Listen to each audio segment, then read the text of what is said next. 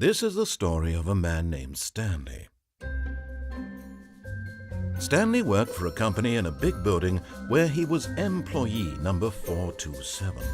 Employee number 427's job was simple.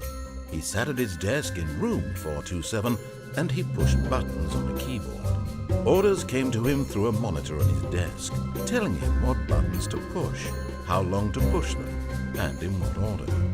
This is what employee 427 did every day of every month of every year. And although others might have considered it soul-ending, Stanley relished every moment that the orders came in, as though he had been made exactly for this job. And Stanley was happy. And then one day, something very peculiar happened. Something that would forever change Stanley. Something he would never quite forget. He had been at his desk for nearly an hour when he realized that not one single order had arrived on the monitor for him to follow. No one had showed up to give him instructions, call a meeting, or even say hi. Never in all his years at the company had this happened, this complete isolation. Something was very clearly wrong. Shocked, frozen solid, Stanley found himself unable to move for the longest time. But as he came to his wits and regained his senses, he got up from his desk and stepped out of his office. All of his co-workers were gone. What could it mean? Stanley decided to go to the meeting room. Perhaps he had simply missed a memo.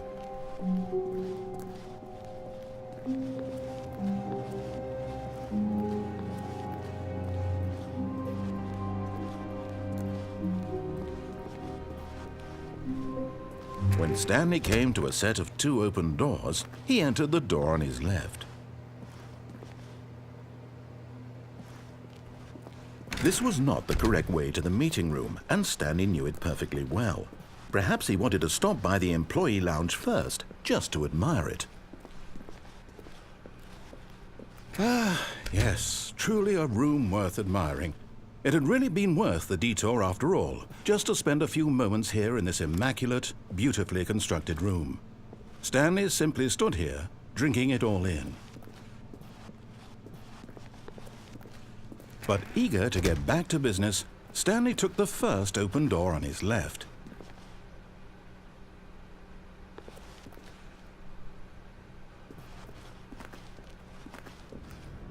Stanley was so bad at following directions, it's incredible he wasn't fired years ago.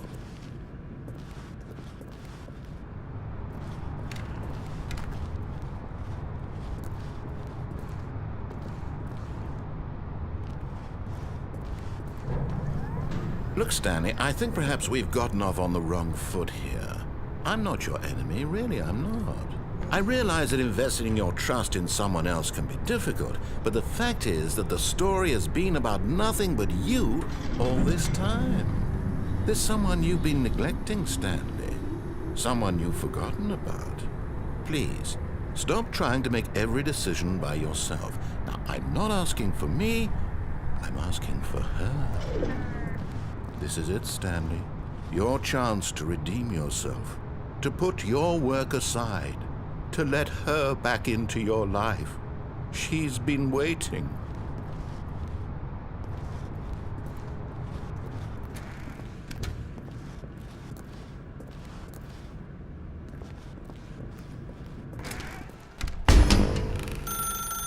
That's her, Stanley. You need to be the one to do this, to reach out to her. If you can truly place your faith in another, then pick up the phone.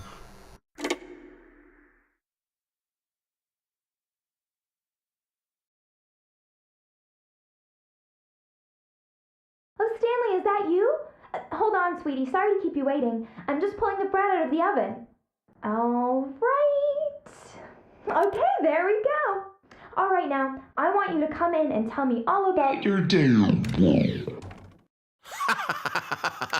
Gotcha. Oh, come on. Did you actually think you had a loving wife who'd want to commit their life to you? I'm trying to make a point here, Stanley. I'm trying to get you to see something. Come inside. let me show you what's really going on here.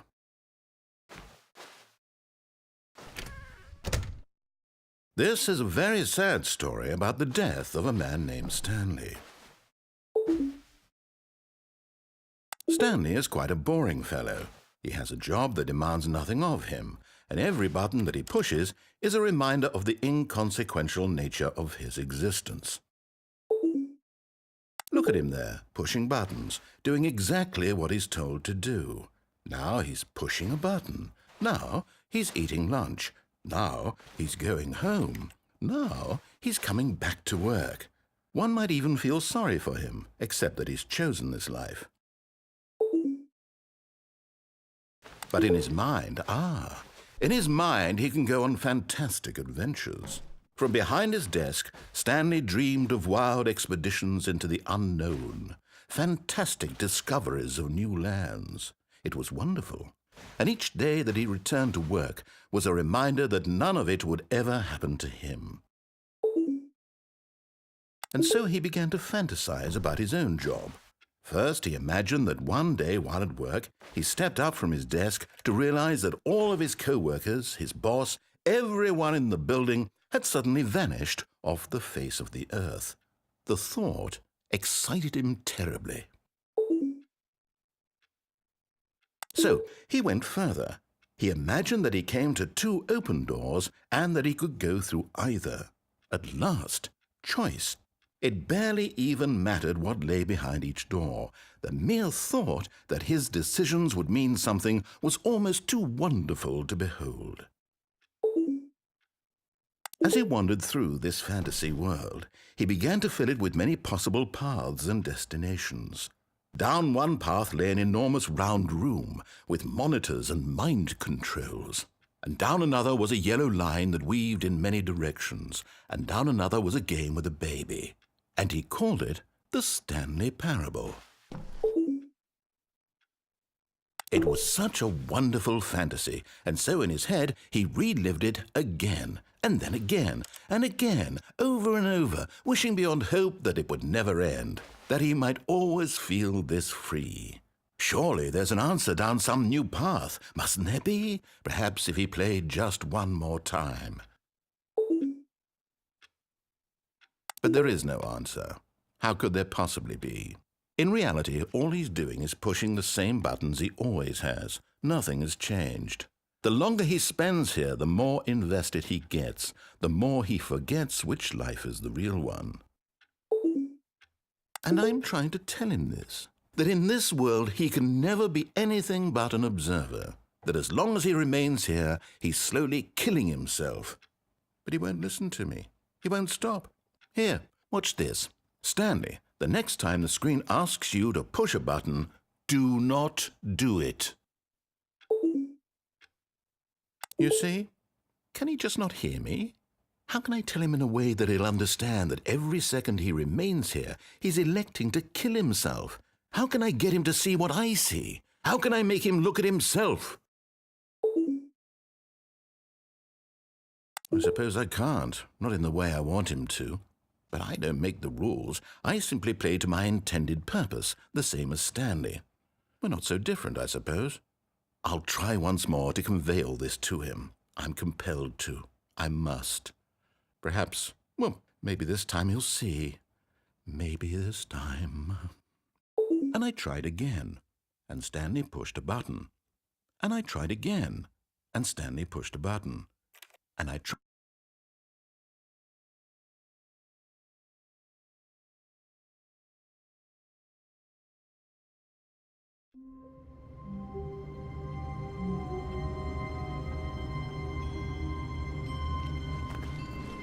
All of his co-workers were gone.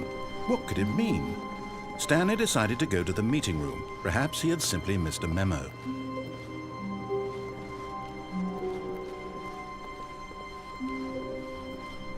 When Stanley came to a set of 2 open doors, he entered the door on his left.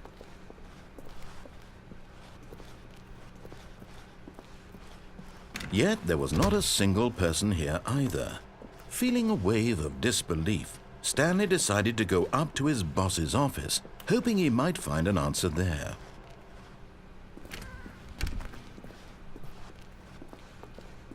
Coming to a staircase, Stanley walked upstairs to his boss's office.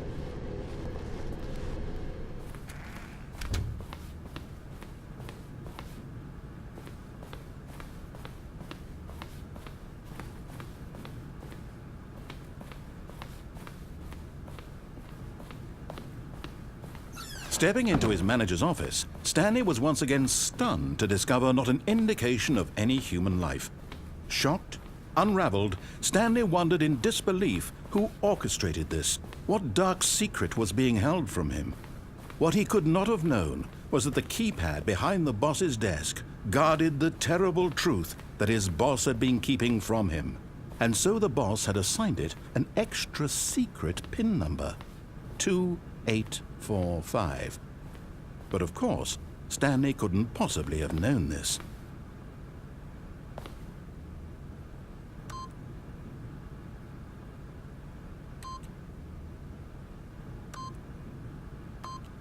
Yet incredibly, by simply pushing random buttons on the keypad, Stanley happened to input the correct code by sheer luck. Amazing. He stepped into the newly opened passageway.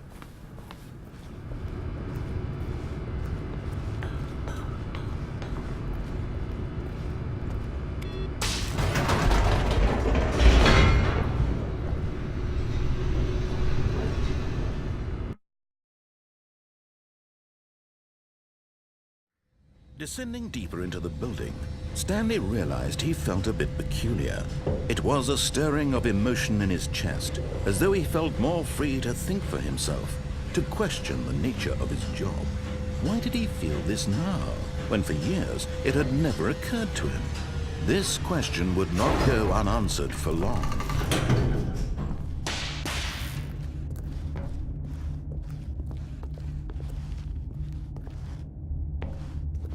Stanley walked straight ahead through the large door that read Mind Control Facility.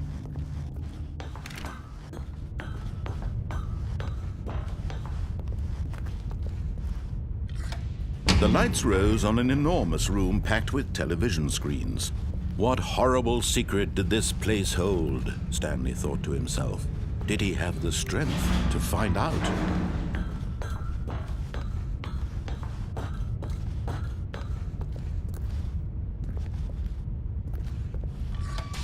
Now the monitors jumped to life, their true nature revealed.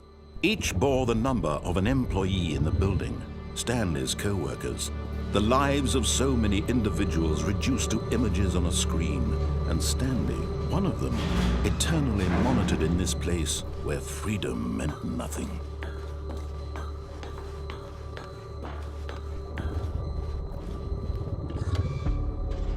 This mind control facility, it was too horrible to believe. It couldn't be true. Had Stanley really been under someone's control all this time? Was this the only reason he was happy with his boring job? That his emotions had been manipulated to accept it blindly? No, he refused to believe it. He couldn't accept it. His own life in someone else's control? Never! It was unthinkable, wasn't it? Was it even possible? Had he truly spent his entire life utterly blind to the world? But here was the proof, the heart of the operation. Controls labeled with emotions, happy or sad or content, walking, eating, working, all of it monitored and commanded from this very place. And as the cold reality of his past began to sink in, Stanley decided that this machinery would never again exert its terrible power over another human life. For he would dismantle the controls once and for all.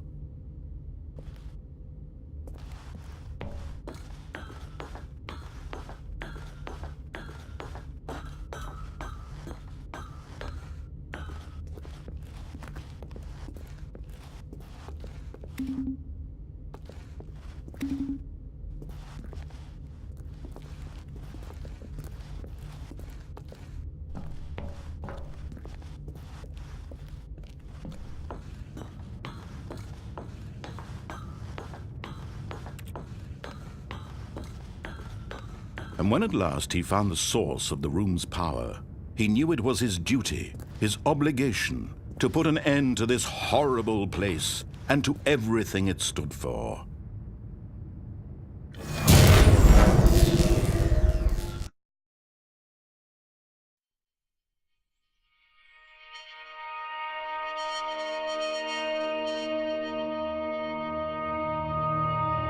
Blackness and a rising chill of uncertainty. Was it over? Yes! He had won! He had defeated the machine, unshackled himself from someone else's command. Freedom was mere moments away. And yet, even as the immense door slowly opened, Stanley reflected on how many puzzles still lay unsolved. Where had his co-workers gone? How had he been freed from the machine's grasp? What other mysteries did this strange building hold?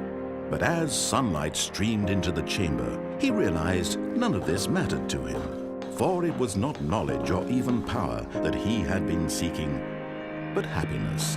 Perhaps his goal had not been to understand, but to let go.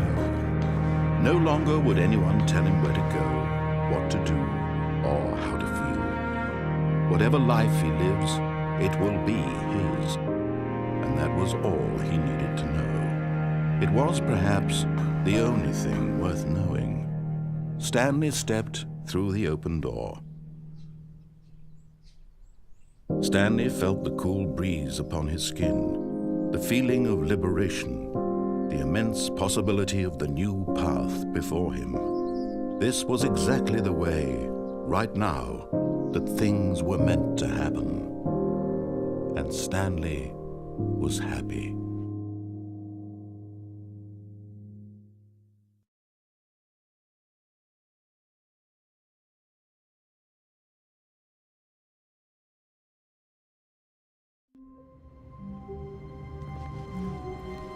Stanley had never seen the office this brightly lit. Was it a sign of something? He hoped it was. He hoped very much that it was.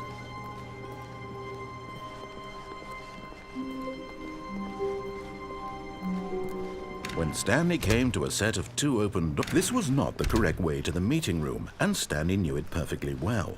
Perhaps he wanted to stop by the employee lounge first, just to admire it. Wow, yes, this room. But eager to get back to business, Stanley took the first open door on his left. And so he detoured through the maintenance section, walked straight ahead to the opposite door, and got back on track.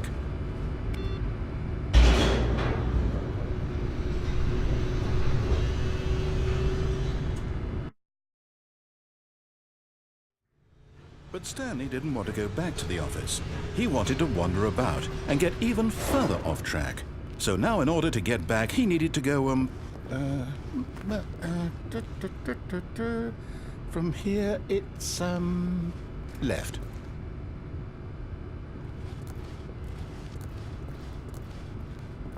Oh, no, it's to the right, my mistake.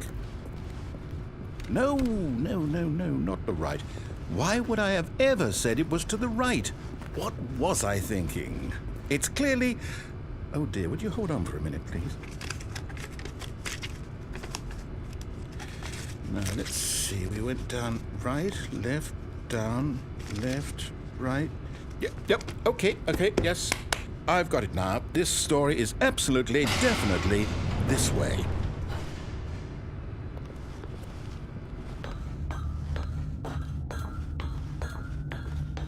No. This isn't right at all. You're not supposed to be here yet. This is all a spoiler. Quick, Stanley, close your eyes. Okay. We just have to get back to, oh, who am I kidding? It's all rubbish now. The whole story completely unusable. How about, rather than waste my time trying to salvage this nonsense, we'll just restart the game from the beginning. And this time, suppose we don't wander so far off track, Okay, from the top.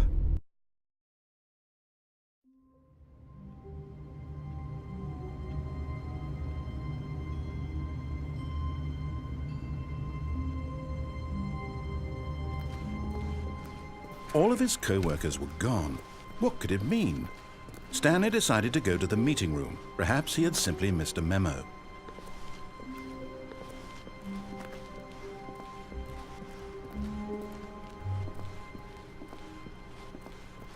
When Stanley... Wait, what? No, I restarted. I swear I definitely restarted the game over, completely fresh. Everything should be... Oh, did something change? Stanley, did you change anything when we were back in that room with all the monitors? Did you move the story somewhere or... Hold on. Why am I asking you? I'm the one who wrote the story. It was right here just a minute ago. I know for sure that it's here somewhere. Okay, then. It's an adventure. Come, Stanley. Let's find the story.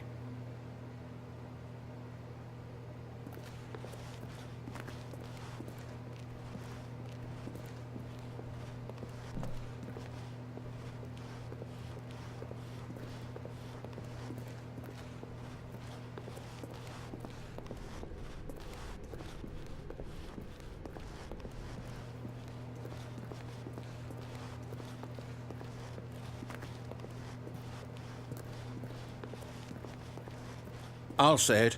This is the worst adventure I've ever been on. I can promise you there definitely was a story here before. Do we need to restart the game again? Well, I find it unlikely that we'll ever progress by starting over and over again, but it's got to be better than this. Okay, let's give it a shot. Why not? All of his co-workers were gone. What could it mean? Stanley decided to go to the meeting room. Perhaps he had simply missed a memo.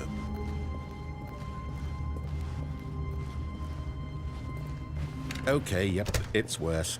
I might be remembering this wrong. It's possible the story is back where we just came from. Why don't we go back the other direction and see if we missed anything?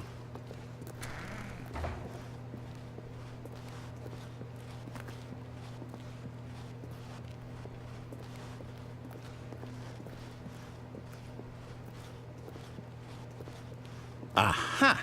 I knew we'd miss something. The story. Here it comes.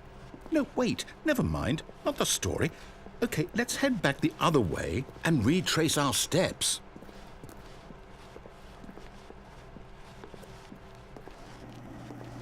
Now this... Well, I'll be honest, I don't recognize this place at all. Is this the story? I don't think so. I can't quite recall, but I believe my story took place in an office building. Is that correct? Do you remember, Stanley? Well, do you know what? Since I've completely forgotten what we were supposed to be doing, how about this? You win! Congratulations! I know you put in a lot of hard work, and it really paid off, so good job. Oh, no, I don't feel right about this at all. We both know you didn't put in any actual work for that win. Some people win fair and square, and this was not one of those situations. Okay, I'm getting weirded out by whatever this place is. I don't care what might happen this time, I have to restart. All right, I've got a solution. This time, to make sure we don't get lost, I've employed the help of the Stanley Parable adventure line. Just follow the line. How simple is that?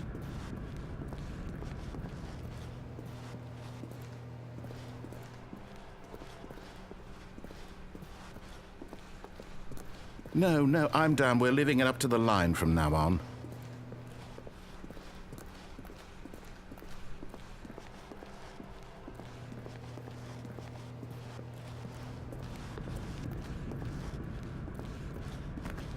You see?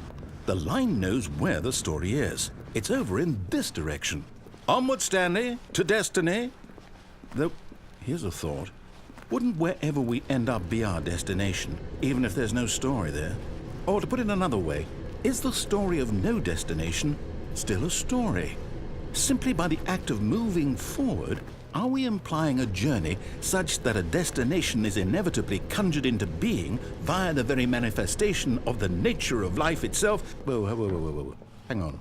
That got a bit weird back there. Well, I'd like to apologize. Not sure where I was going with all that. You know what? I think what we need right now is a bit of music to lighten the mood.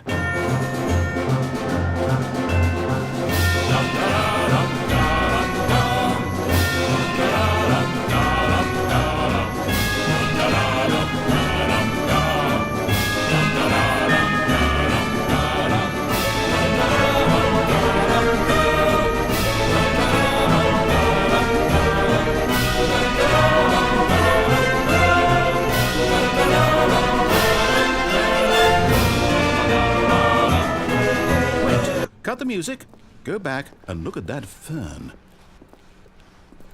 Wait, what? We're back at the office? No. Line, you do know we're looking for the Stanley Parable, right? The story? Is any of this ringing a bell?